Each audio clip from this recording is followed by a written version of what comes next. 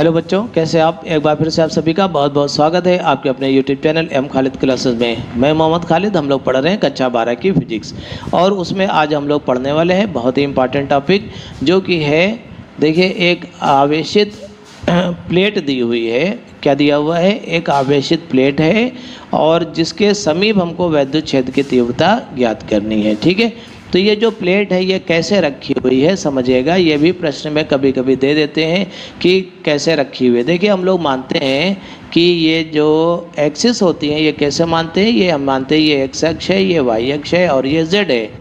और कोई प्लेट है वो एक्स, ये वाई और जेड में रखी हुई है। इसका मतलब क्या हुआ?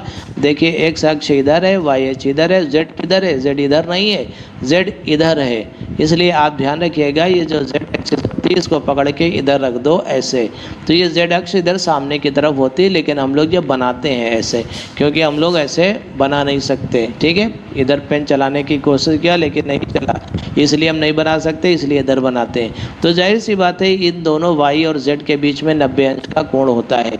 ये बात ध्यान रखना, थोड़ा बच्चे कम समझ पाते हैं, इसलिए आप ध्यान रखिएगा इस चीज़ को। अब देखिए, यहाँ पे ध्यान दीजिए कि एक प्लेट है जिसको रखा गया है वाई और जेड के बीच में।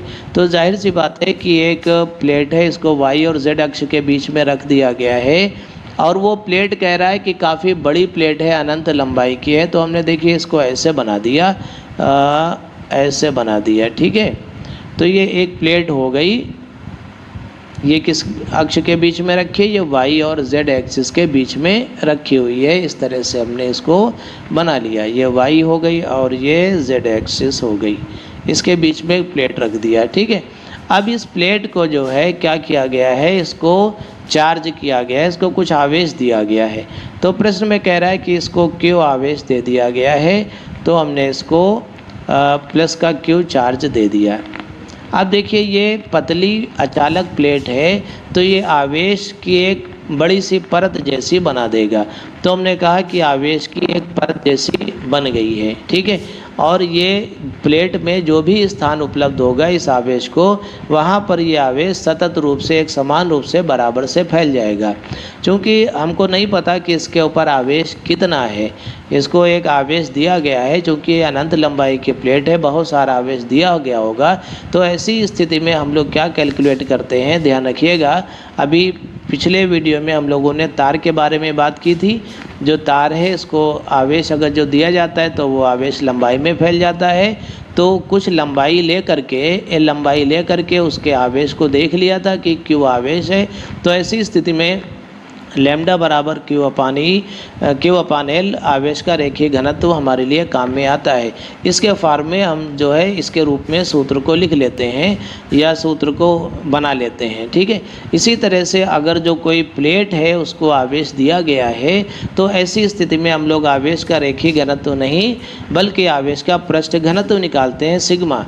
वो किसके बराबर होगा? वो आवेश बटे क्षेत्रफल के बराबर होता है।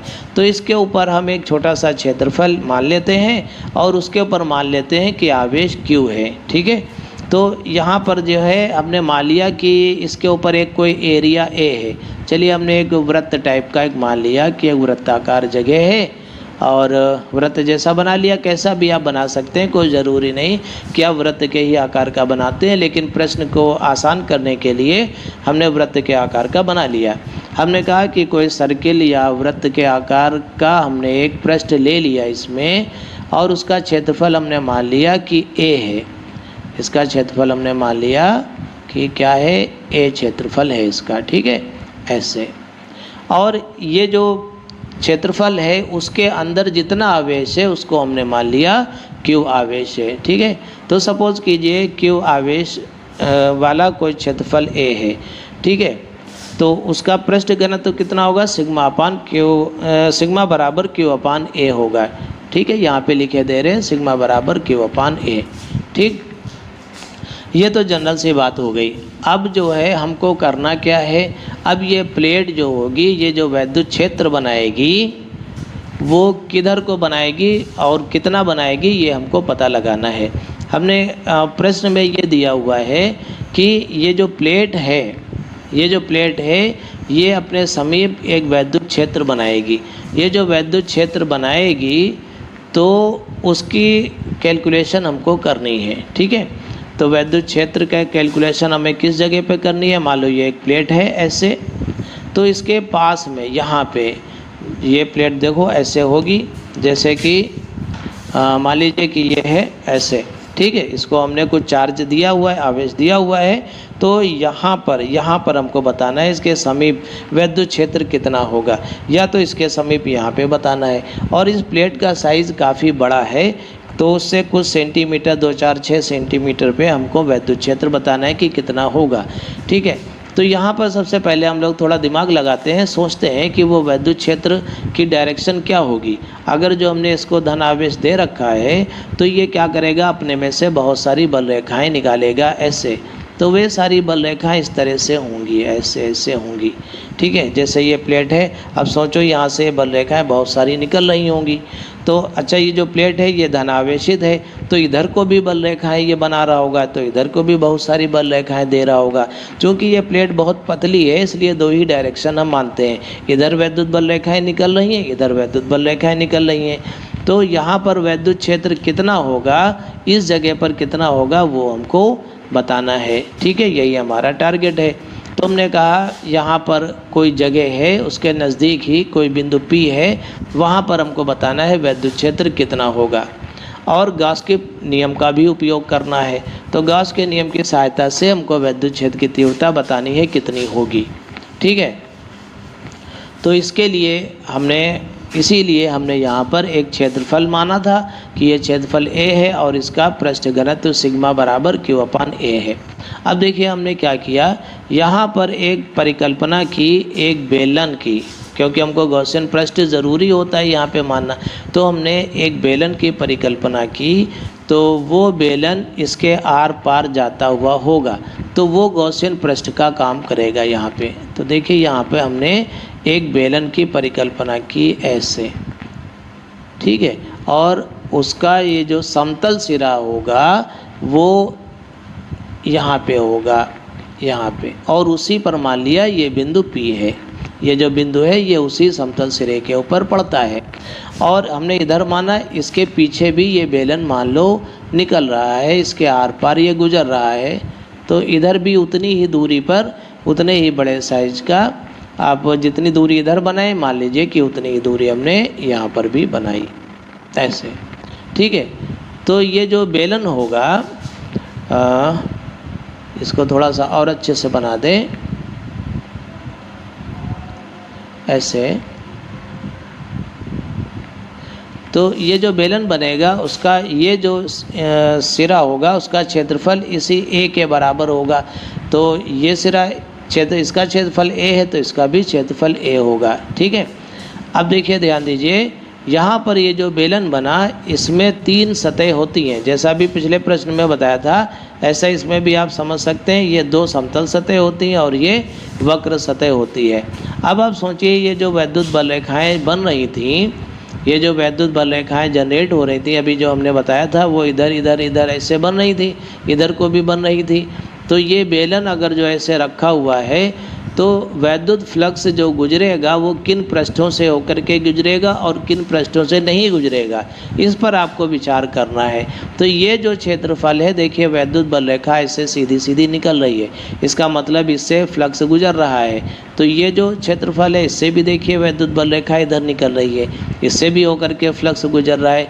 लेकिन ये जो वैद्युत बल रेखाएँ हैं, ये जो वक्र पृष्ठ है, ये जो ऐसे पूरा गोलाई में होगा, उसके पैरेलल हैं, उसी के समांतर ऐसे हैं। इसका मतलब इस सतह से होकर के कोई वैद्युत फ्लक्स नहीं गुजर रहा है। ठीक है, इस बात को हमको समझना है और ध्यान रखना है।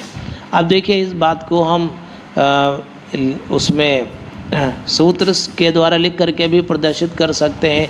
हम कह सकते हैं यहाँ पर वैद्युत क्षेत्र की दिशा और जो पृष्ठ क्षेत्रफल है उनकी दिशा के बीच में 0 कोण है, इसलिए अधिकतम यहाँ से फ्लक्स गुजरता है, और यहाँ पे 90 डिग्री होगा, इसलिए फ्लक्स न्यूनतम होगा। ठीक है, वो कैसे करेंगे वो भी हम आपको बता रहे हैं। ठीक, तो चलिए इसके बारे में लिख लेते हैं पहले थोड़ा सा। माना एक समतल समतल अचालक प्लेट को आवेशित किया गया है, ठीक है। इसके किसी क्षेत्रफल A का आवेश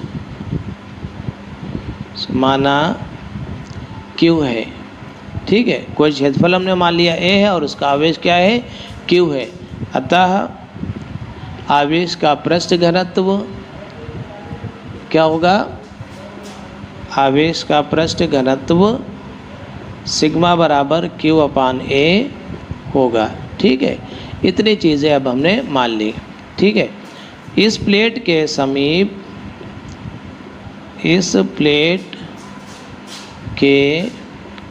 समीप किसी बिंदु P पर वैद्युत क्षेत्र की तीव्रता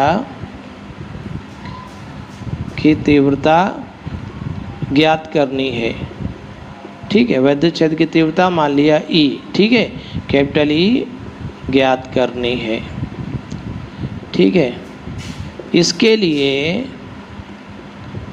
इसके लिए हमने एक गॉसियन पृष्ठ जो कि कैसा होना चाहिए, जो कि बेलनाकार है, गॉसियन पृष्ठ बेलनाकार, ब्रैकेट में लिख दिया कि कल्पना की, ठीक है। इस गॉसियन पृष्ठ के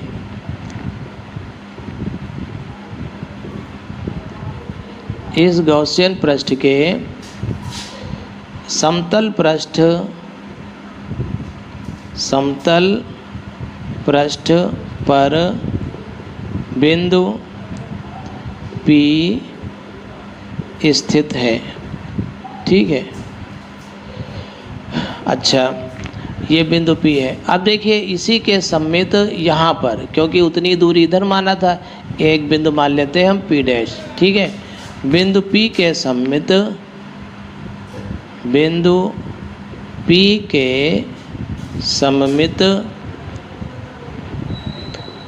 बिंदु P' है जो दूसरे समतल पर स्थित है या समतल पृष्ठ पर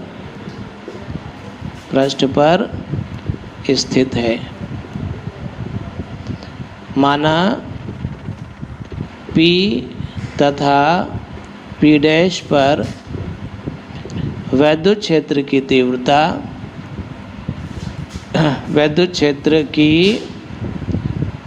तीव्रता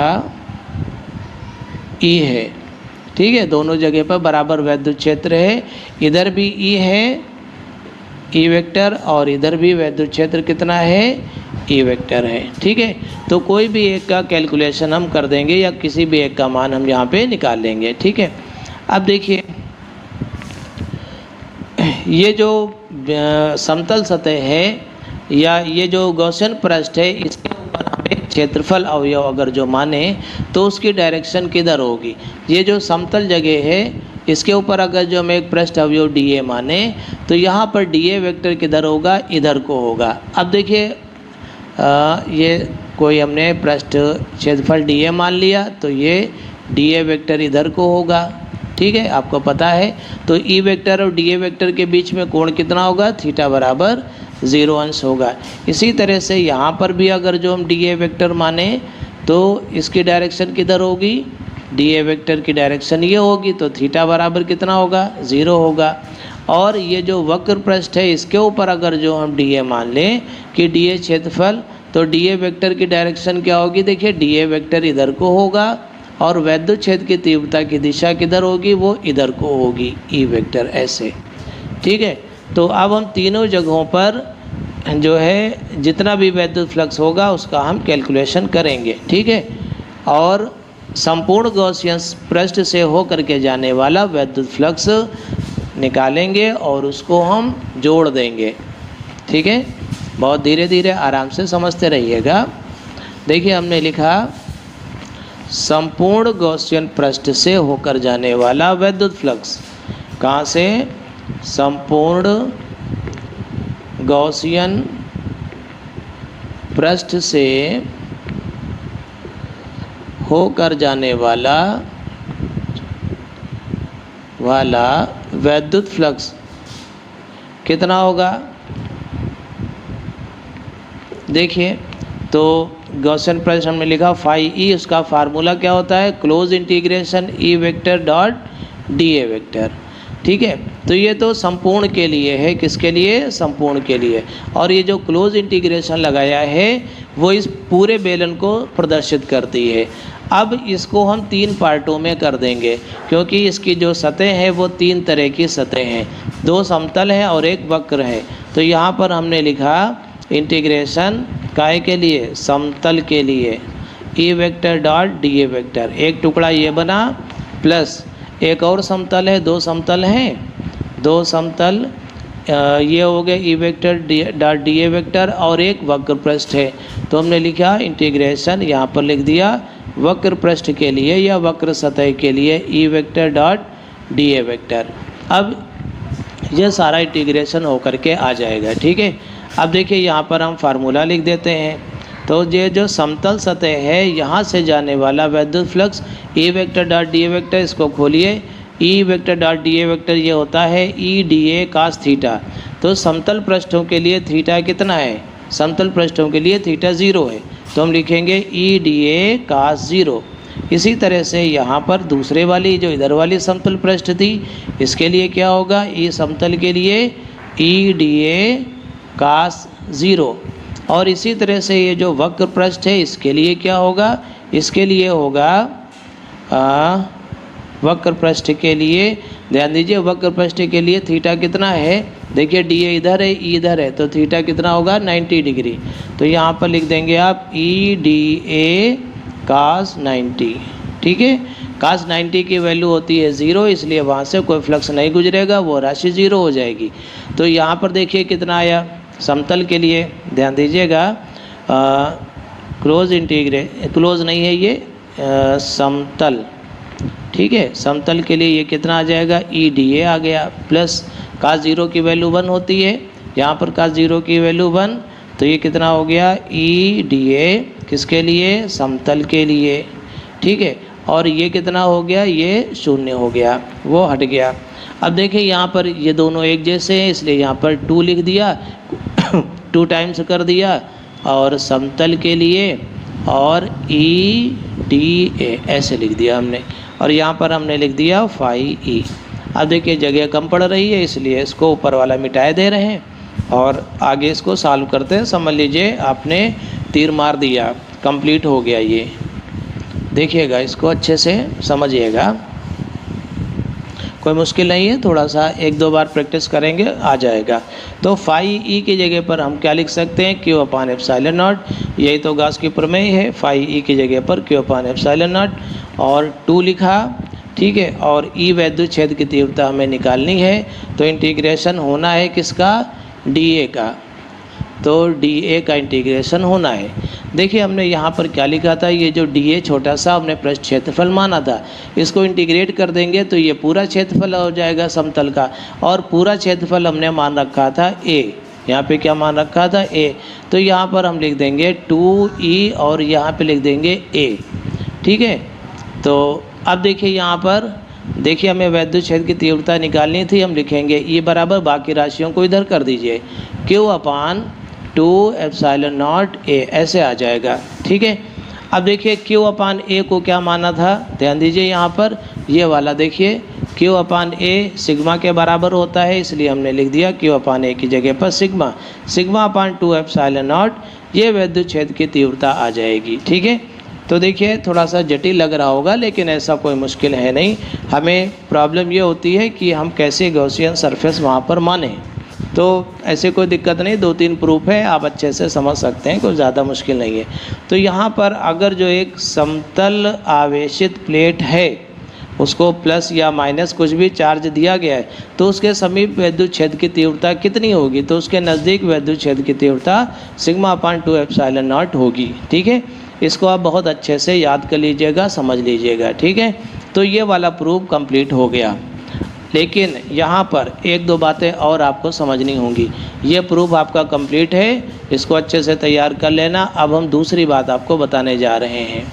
ठीक, देखिए समझिएगा, इस पर आधारित छोटे छोटे प्रश्न भी पूछे जाते हैं। वो कैसे बनाते हैं, वो ऐसे बनाते हैं कि मान लेते हैं कि एक कोई चालक प्लेट है और वो ज़्यादा पतली नहीं है और वो थोड़ी सी मोटी प्लेट है, ऐसी।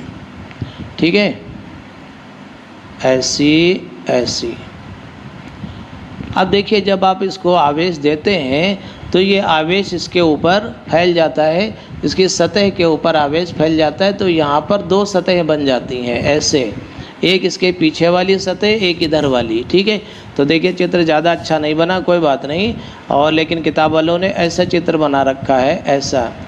तो ये और ये चित्र एक ही है। देखो, ये जो लाइन हमने बनाई ये लाइन नहीं है, ये समझ लो एक सतह है, और ये भी एक सतह है। जैसे कोई किताब होती है, देखो ऐसे। ठीक है, ये अगर जो हम ऐसे रख दें तो आपको ये चीज़ दिखेगी, तो समझ लो एक ये सतह बनी, एक ये सतह बनी। इसको हमने सतह नंबर 1 मान लिया, मान लो इसको 2 नंबर मान लिया। ठीक है, ये सतह नंबर 1 है, ये सतह नंबर 2 है। अगर जब इसको आवेशित करेंगे और ये एक चालक प्लेट है, मान लो किसी मेटल की बनी हुई है, तो आवेश इधर भी फैलेगा, इधर भी फैलेगा, तो आवेश की 2 चादरें हो जाएंगी, तो 2 सतह हो जाएंगे। एक तो इसके ऊपर भी आवेश फैला हुआ है और दूसरे इसके ऊपर भी आवेश फैला हुआ है। अभी जो हम लोगों ने पिछला प्रूफ पढ़ा था उसमें पढ़ा था ये बहुत पतली चीज़ है, कोई पतली शीट है और इसके ऊपर आवेश की सिर्फ एक चादर बनी है। तो एक चादर के कारण जो वैद्युत क्षेत्र बनता है वो बनता है सिग्मा/2 एप्सिलॉन नॉट। ठीक है, अब हमको प्रश्न बदल करके दे दिया गया। वो क्या किया गया है कि उसमें 2 प्लेटें हैं, समझ लो। तो पहली प्लेट की वजह से यहाँ कितना वैद्युत क्षेत्र बनेगा, दूसरी प्लेट की वजह से कितना बनेगा, कुल मिला करके हमको बताना है वैद्युत क्षेत्र कितना होगा। ठीक है, तो चलिए हम लोग इसको भी सॉल्व कर लेते हैं कि कितना होगा। तो देखिए यहाँ पर एक हेडिंग बना देंगे, चालक के समीप, आवेशित लिख दें। हाँ, आवेशित चालक के समीप विद्युत क्षेत्र की तीव्रता। ठीक है, विद्युत क्षेत्र की तीव्रता। तो देखिए पहली प्लेट के कारण जो विद्युत क्षेत्र बनेगा उसकी डायरेक्शन क्या होगी। यहाँ पे सोचो Q0 आवेश रखा हुआ है तो इधर को भागेगा, E1 हो जाएगी। और दूसरी प्लेट होगी उसके कारण भी इसी जगह पर विद्युत क्षेत्र की तीव्रता अगर जो देखें तो वो भी इधर ही को होगी। ठीक है, दोनों की डायरेक्शन एक ही है। हम क्या लिखेंगे, पहली प्लेट के कारण या चादर एक के कारण विद्युत क्षेत्र की तीव्रता जो बनेगी वो E1 होगी और कितनी होगी, सिग्मा/2 एप्सिलॉन नॉट होगी। और चादर 2 जो दूसरी चादर है इधर वाली, इसके कारण जो बनेगी, इसके कारण जो विद्युत क्षेत्र की तीव्रता वो होगी वो किधर होगी, E2 बराबर सिग्मा/2 एप्सिलॉन नॉट। ठीक है, अतः बिंदु P पर परिणामी विद्युत क्षेत्र की तीव्रता क्या होगी, परिणामी E बराबर E1 प्लस E2, दोनों को क्या करेंगे, जोड़ देंगे। तो सिग्मा/2 एप्सिलॉन नॉट प्लस सिग्मा/2 एप्सिलॉन नॉट कितना हो जाएगा, ये हो जाएगा 2 सिग्मा/2 एप्सिलॉन नॉट, 2 और 2 कैंसिल हो गया, ये आ गया सिग्मा/ एप्सिलॉन नॉट।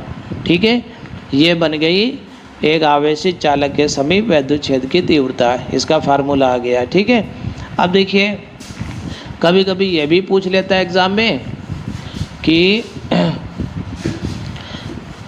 आवेशित जो प्लेट हैं वो 2 हैं।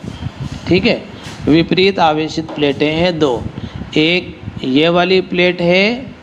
अच्छा चलिए प्लेट के बजाय लाइन ही बना देते हैं, ऐसे ऐसे समझ लो। एक ये प्लेट है पहली और ये दूसरी, एक को प्लस चार्ज दिया गया है और दूसरी को माइनस चार्ज दिया गया है। ठीक है, और यहाँ बीच में हमें पूछ रहा है कि वैद्युत क्षेत्र बताओ क्या होगी। ठीक है, तो हम यहाँ पे हेडिंग लिख देंगे विपरीत आवेशित